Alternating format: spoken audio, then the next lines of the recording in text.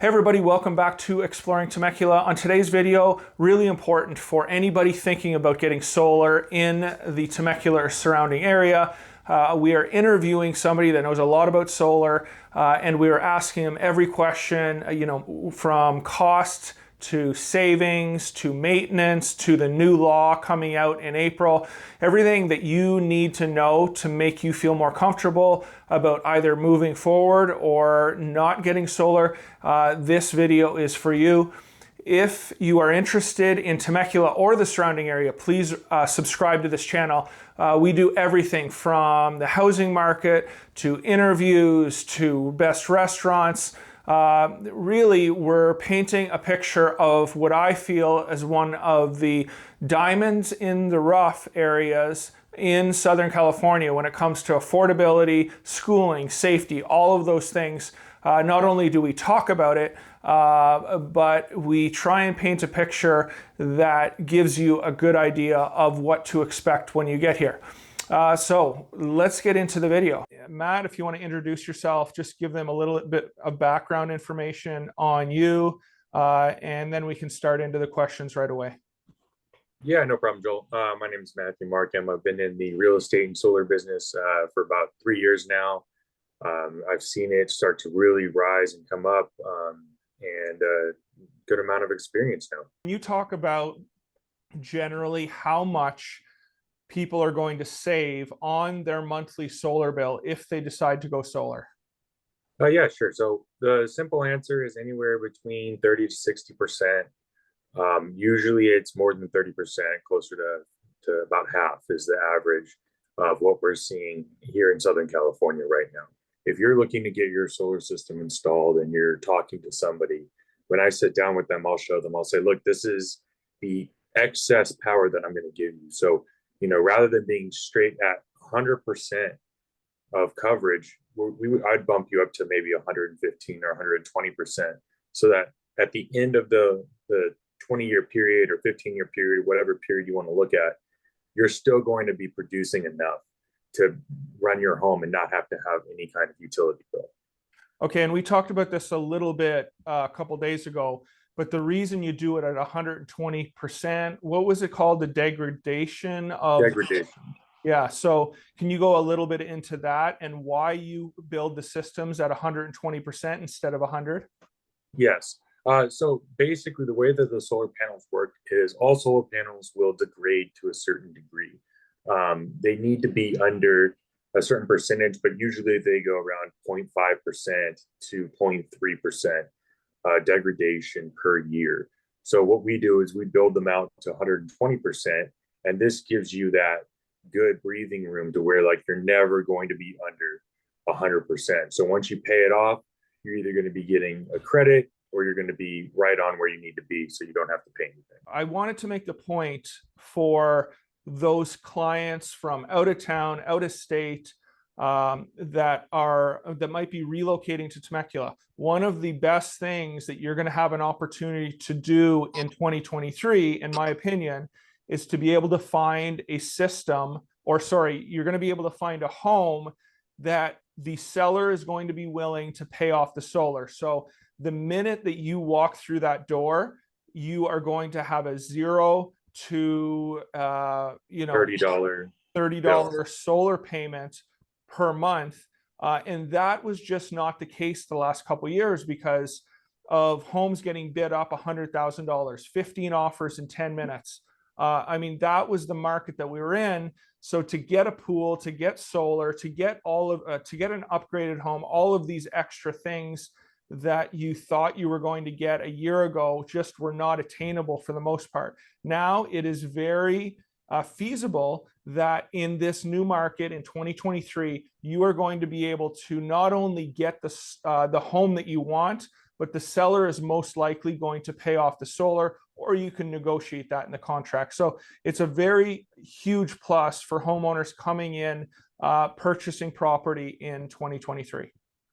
And that's also good for the seller too, because as someone who has solar, when you look at it, when you go to sell your home, you could use that as a bargaining chip. So maybe they weren't going to want to pay $700,000 for your home. Maybe it would have gone for $650 and you owe 20 grand on your solar. you can then say, hey, at 700,000, we'll pay off the solar. And then they're looking at no utility bills and they're going to be saving 300 a month on that. So for someone looking at that, they might say, yeah, sure. Okay. I'll buy this house for 700. We'll negotiate the solar getting paid off. And as a seller, you just actually sold your home for more because you had solar. Whereas if it didn't have it, maybe your home would have sold for 650. So next, Matt, what is the pushback, if any, have you received from HOAs in regards to installing solar on homes?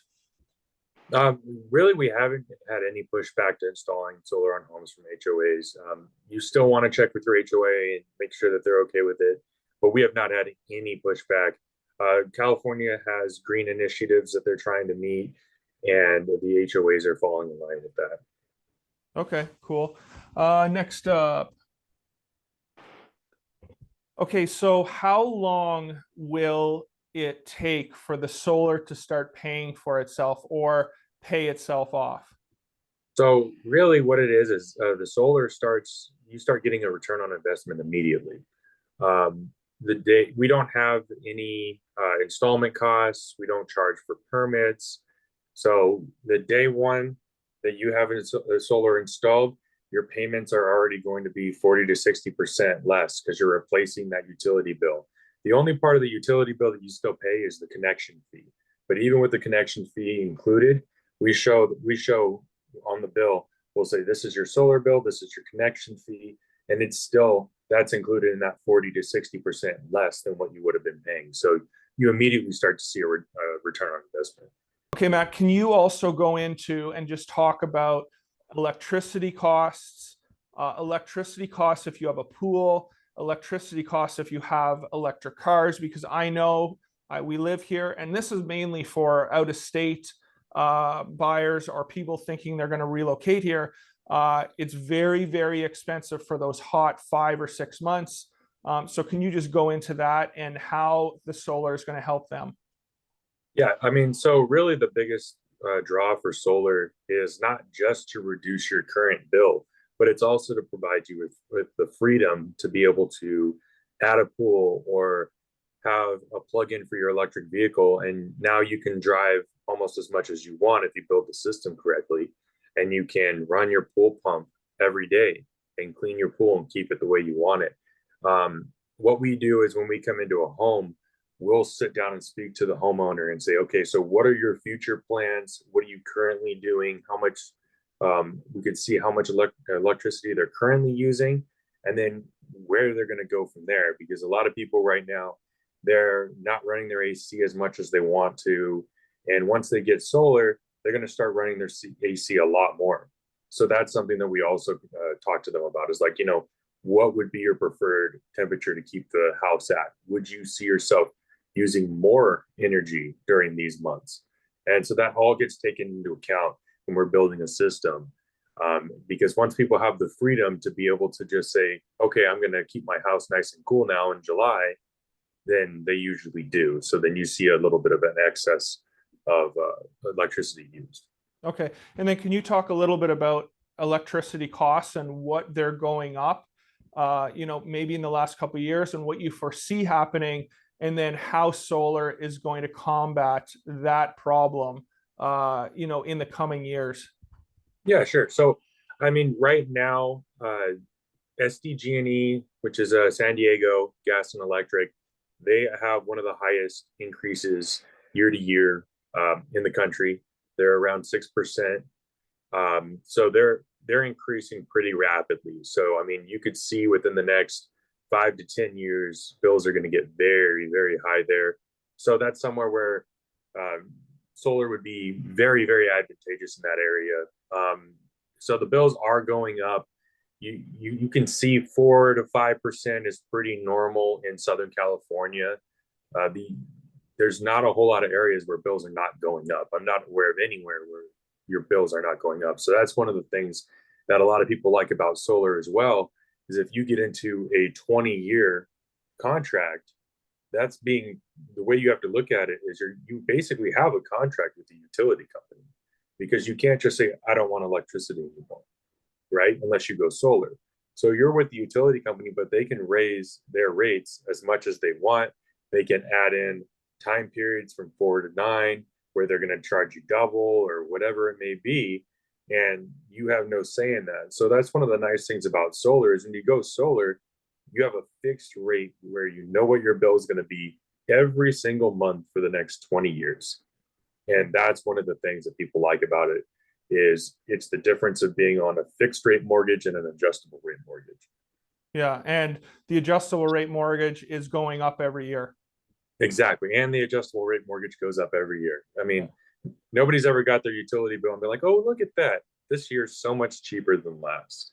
Yeah, and that's a huge thing to think about, with solar is having that constant, what your bill is going to be every month so you can plan for it, not only for 1 year, but for the next 20 years. And that for the next 20 years, regardless of what the the electric companies do in way of raising rates, it's always going to be the same.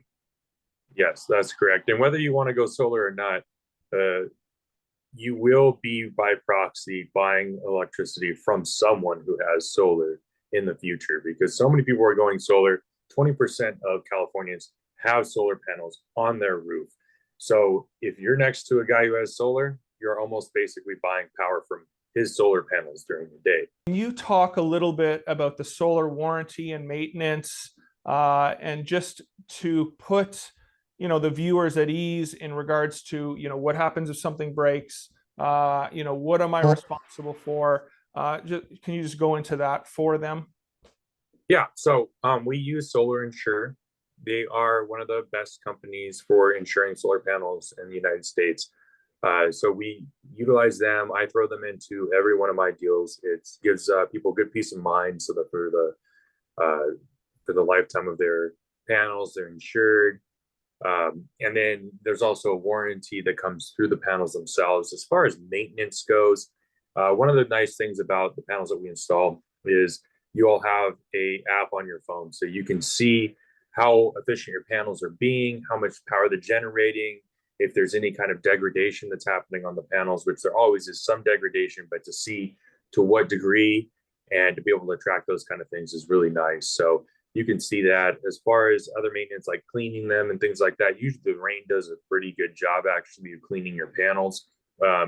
If you do start to see that they're less efficient, there's a lot of people around who have businesses that just clean solar panels and that's their living. So if it does get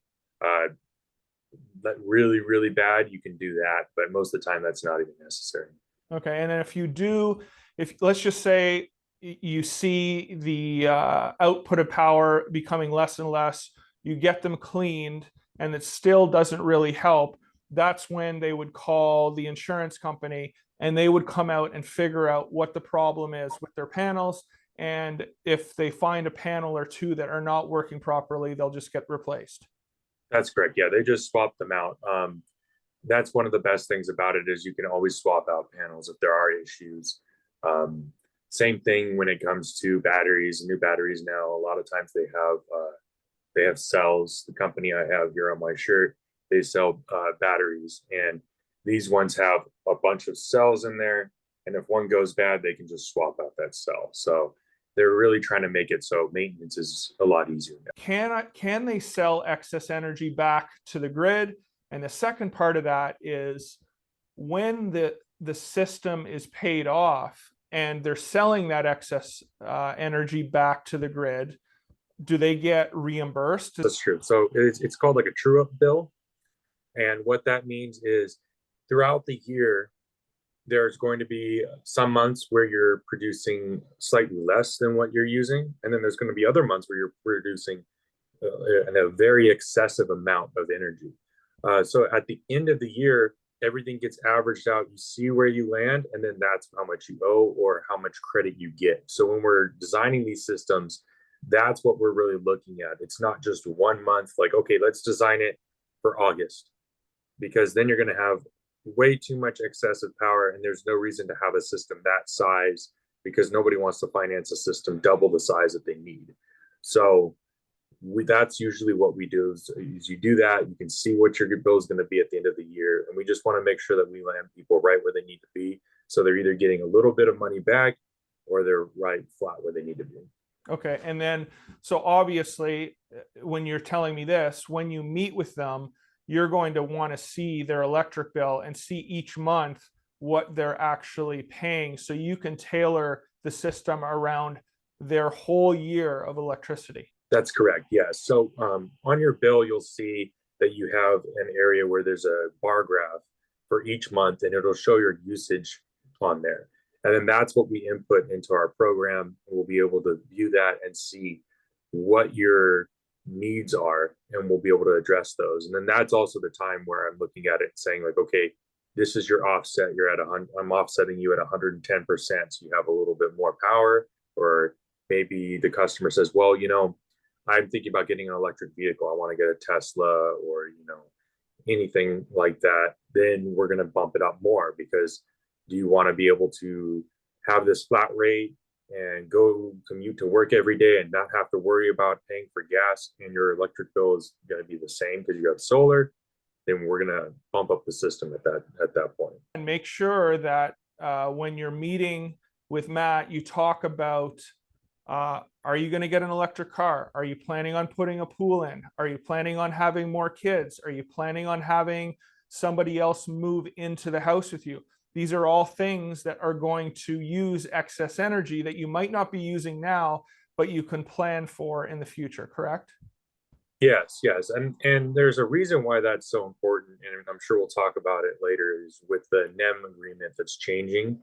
One of the key factors to this NEM agreement is that the way that it's currently set up is very advantageous for a homeowner who has solar. And if you go solar before April, you get grandfathered into the current NEM agreement, which allows you to sell power back at a better rate, at a retail rate almost. And the problem that I see with a lot of people is they go out there and they get these quotes, and some people will quote them right at where they are today or even slightly below to be able to show a bill that looks a little bit better. But the problem is, if you go get an electric vehicle in 2 or 3 years and you will need to add more panels, you're not going to be on that same NEM agreement anymore. And the panels, basically the agreement with the utility company, will be less advantageous for you. Can you talk a little bit about, in your opinion, does solar increase the value of your home? And then after you give your thoughts on that, I'll just chime in at the end and give you my thoughts. So go ahead. Yeah. So, I mean, I would say, does solar increase the value of your home on its own? I would say it just really depends on the market that you're in. You would need an appraiser to be able to look at the comparable homes in the area and see if the homes with solar are selling slightly higher that are truly comparable to your home. One of the things that you can do, though, to make sure that you are going to get the most out of your solar when you go to sell your property, is to work with a real estate agent who either has ties with people in the solar industry or is just knowledgeable about it himself. One of the things that I tell my customers when we do go into business and we do install a solar system is I say, keep the proposal that I'm giving you today, keep that in your files, because that proposal is going to show what your utility bill is currently, what you're paying yearly, what your monthly payments are, and then you're going to be able to see right there next to it what your solar payments are now. And you're going to be able to show the savings that you have year over year by going solar. So it's important to be able to show the value of those panels. Another thing that we can do also is, if you work with a real estate agent such as Joel, I am able to be able to produce a new proposal showing what your current bill would be with the usage you're doing at that year's standards. Because like we said, the prices are constantly going up. So you might live somewhere for 10 years with your solar panels. You don't want to show them a proposal from 10 years ago because the utility bills are probably much lower than they are going to be in 10 years. Okay. Yeah. And just, great points, Matt. The only point that I wanted to make, what I see, the value in solar is not necessarily the actual solar itself. So let's just say your system is $25,000. On an appraised value of your home, you might get $10,000 or $12,000 for that system. I'm just speaking generalities right now. But the biggest point that I can make is that if you're in a flat market, if you're in a market where it's trending a little downward, the home with solar is going to be much more desirable, and I can tell you this just from experience, than the neighbor that does not have solar. If you can have a buyer, or if a buyer can come in to a home and not have a solar bill or an electric bill, it's going to be huge for you as the home seller in getting, multiple offers, in actually getting your home sold. In my opinion, in specific markets, it is very, very good for you to be able to give the incoming buyer solar, and they walk into your house knowing that they don't have that $300, $400 bill every month from the electric company. They're going to start thinking in terms of, okay, well, this is my mortgage amount. Well, this is my electric amount. I actually can afford this home because I know moving forward that I'm not going to have to pay that electric bill. Yeah, especially when they think about summer months. When somebody thinks, okay, my mortgage is 4,000. Oh wait, in August I could have an electric bill that's 750. You Yeah. know, that scares some people. They're like, oh shoot, where we? I don't want to do that. But then they see the solar and they're like, oh, okay, August I could have a bill that's zero. I could run my pool and have the house be an ice box. Hey, another question I get a lot. Can you just go over the tax credits, any benefits in that regard currently, right now in 2023? Yeah, so currently in 2023, you get a tax credit for 29% of the overall system cost. This is, you're able to recoup that over a 5-year period. So it's on your federal taxes. I'm not a tax professional, so I don't tell people how they should recoup that, what they should do with it. I have some people who take that tax credit and then they just keep the money. And then I have other people who take the tax credit and then they put it towards their solar system, which reduces the bill at that point. A lot of the loans you can get will re-amortize after 18 months. So you'll be able to see those savings when you dump that money back in there. So then your monthly bill goes down. A lot of the loans that we do are at 2.99%. So that's actually a really good interest rate for loans right now. So there are a lot of people that see that they'll get $20,000 back, and maybe they were thinking about borrowing money for whatever they may need, home projects or anything like that. And they say to me, well, I can't go borrow money at 2.9, so I'll just keep it and then pay a little bit more on my utility bill. Okay, so the question I don't get asked a lot, because a lot of people don't know about it, is the new California law coming in April. Basically, all I want you to do is talk about it, let people understand, or help people understand the benefits of getting solar before April. And if they don't get it before April, how you as a company is going to combat the issues that will arise. So I think it has to do with batteries, but go ahead and just go from start to finish. Yeah. Okay. So what we're currently in right now is NEM 2.0, and that goes until April of 2023. And what that agreement is the agreement between the customer who has solar and the utility companies. And what we're basically doing with the utility companies now is you're using them as like a battery backup, and then also buying electricity from them when you need it. So during the day, let's say you're producing excess power because you're at work, you don't have lights on, you're not utilizing that excess power that you're getting from the solar panels. So that's going, rather than just going nowhere, that's getting sent back to the utility company, and they're paying you, let's just say they pay you 40 cents, right, per watt. So you're getting that money throughout the day, and then in the evening you come back. So now from 4 to 9, you're utilizing power, you're back from work. If you're pulling more power than what your panels are providing during those last few hours of sun, then you're going to be pulling it from the utility company. So let's say you're pulling it from them at, let's just say 50 cents. Now, currently, that's the setup now. How it's going to change is with NEM 3.0, you're going to be seeing that the power that you're selling back to utility company, that excess power, you're going to get less for, let's just say around 8 to 10 cents. So that's the big change, is that rather than getting all those credits and basically in a way winding back your dial during the day, it's going to be winding back, but very, very slowly, whereas before it's 4 to 5 times as much. So how we're going to combat that is with batteries. So a lot of people, when they looked at batteries previously, they thought, okay, they thought of it in almost like a prepper sense. They're like, okay, so if the power goes out or there's some kind of natural disaster, we're still going to have power. We can still survive. That is one aspect of it. There's definitely people who enjoy that aspect of it and say, okay, I'm always going to have power if there's an outage, because there are outages, rolling blackouts and things like that. However, one of the other things that a lot of people don't think about is they can utilize that battery during those peak consumption hours where it's more expensive.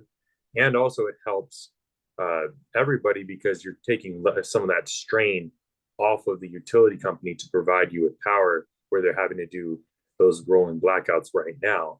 So we can set it up so that you're utilizing that battery as soon as you start to pull more than you need or more than you're able to produce. Then you're utilizing that battery during those very expensive time of 4 to 9, where that tier is very, very expensive. So that battery gets used during that time, the tier's over, and you start utilizing the utility company again when your batteries doesn't have the ability to pull anymore. So that's really what it's going to help with, is bringing that cost down. Okay, and then in regards to battery life, you were mentioning to me earlier, a couple of days ago, that the batteries are pretty good now. How long will the batteries last? And B, are they under warranty? Oh yeah. So they're under warranty in general. I mean, I can't speak for every battery that you could buy, but the company that I work with, they're right here. They're Paladin. On my shirt, they're a very good company. They're coming out with batteries that have thousands and thousands of cycles, so you can run those things again and again and again, and they're going to last you pretty much the entire time you're in the home. So those things I believe some of them have up to 100,000 cycles. So that's a full charge and then full drain, 100,000 times. So the new batteries as well are very good. They're built differently. When you look at some of the older rechargeable batteries that you look at, they're one thing. This is your battery. Now the way that they're built, some of the new ones are built with cells. So if one cell goes bad, you can take that one cell of the battery and replace it, and now your battery's good again. So that's one of the biggest improvements as well, is that the maintenance on them is much easier to do. So you're not having to worry about, well, okay, swap out the entire battery now. Okay, so are the cells under warranty to any degree, or how does that work? That's actually a case-by-case basis. I would say that if you are looking to get a battery, you need to sit down with your solar professional and request more information on the batteries. Look at the brand that you're getting. That's another big thing. Some batteries are going to be using older technology. Some ones are using newer technology. It all depends on what is economically feasible for you. That's really what the whole name of the game is. People aren't getting into this to be power plants on their own. They want to see, okay, what is feasible for me? What meets my needs? Do I need this other battery over here that's the newest technology and has all this capacity? Is that something I'm going to need?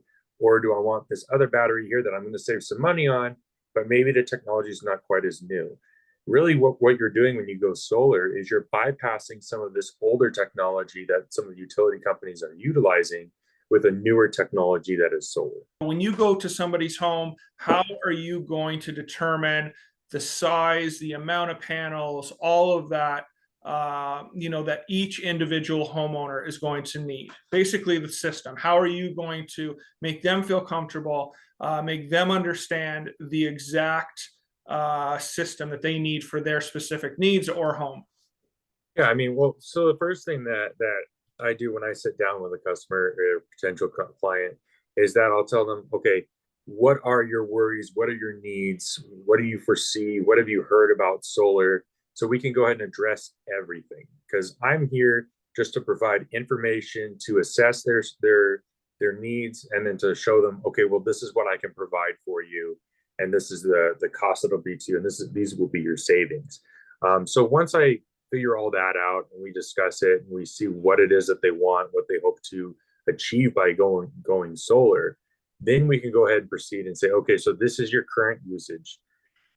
This is the size of a system that would give you a 100% offset. Then I explain to them what I would recommend at maybe 110 or 120% offset. I believe 120 is the best because at 120% offset, you can increase your usage slightly while still having plenty of offset for your future needs down the road. So 10, 15 years later, you're still going to be okay with that 120% offset. So that's really what I look at is what's your current usage, what's your future usage, what possible changes could you see? For anybody watching, if you have any questions or if you want to meet with Matt, I've got, you can contact me. I'll even put my information here. Just contact me and I can get you in contact with Matt. We are here to help you. For those of you that watch my channel a lot, I think that you get and understand that I'm here. I'm not the salesy type. I'm just here to give the absolute best information possible for you guys so you guys can make the best decision possible for you and your family. So in closing, thank you very much, guys. Thanks a lot, Matt. I even learned a lot during this video. Hopefully, this will give people the information they need to reach out to you and go solar.